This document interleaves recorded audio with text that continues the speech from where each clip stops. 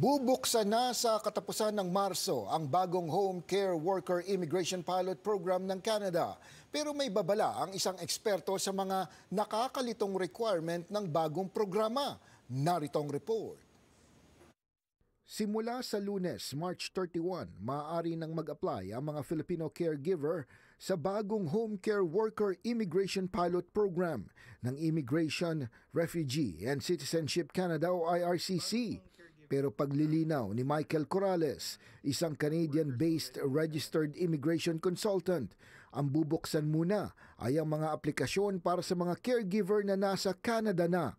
Kailangan din may valid work permit, may work experience at may aktual na job offer. So sa qualifying work experience po, you need 6 months of continuous full-time and relevant work in the last 3 years.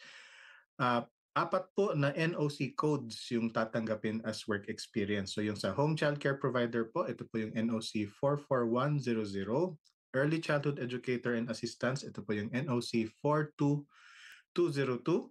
Tapos meron din po yung NOC for home support and caregivers 44101. And the last one is yung nurse aides or yung mga PSW yung tinatawag ng Pilipino, NOC 33102. So 4 po yung kikilalaning work experience. Pero ang kalituhan anya ay pagdating sa aktual na job offer na nagiging problema ng ilang aplikante. Pagdating po sa actual job offer, 2 lang po yung kikilalanin na job offer. Ito po yung home child care provider, yung 44100, tsaka po yung home support worker na 44101.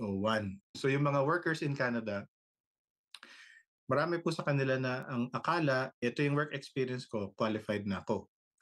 So work experience is actually different from the job offer that you will submit on the portal. Kailangan anya malinaw na ang job offer na isusumite ay pasok sa hinihingi ng Canada. So doon po tayo mag-ingat kasi yung iba, akala nila porket na secure na nila yung job offer as let's say personal support worker, akala nila yun na yun. Pero kailangan yung job offer nyo mag-align dun po sa dalawang NOC, yung home child care provider or yung home support worker NOC codes respectively. So dito po nagkakamali yung iba, unfortunately. And kahit 2 work experience ang kikilalanin, 4 na work experience ang kikilalanin, 2 job offer na NOC codes lang po ang pwedeng i-apply.